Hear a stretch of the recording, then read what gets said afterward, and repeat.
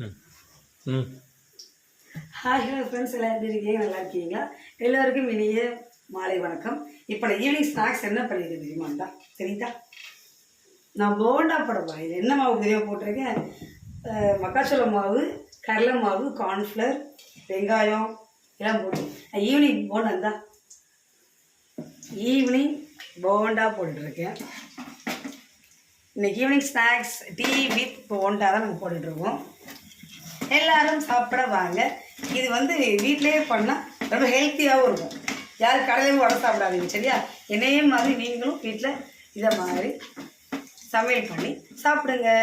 இது வெறும் கடலை மாவு, கொஞ்சோண்டு கார்ன்ஃப்ளவர் மாவு போட்டிருக்கேன், மக்காச்சோள மாவு போட்டிருக்கேன்.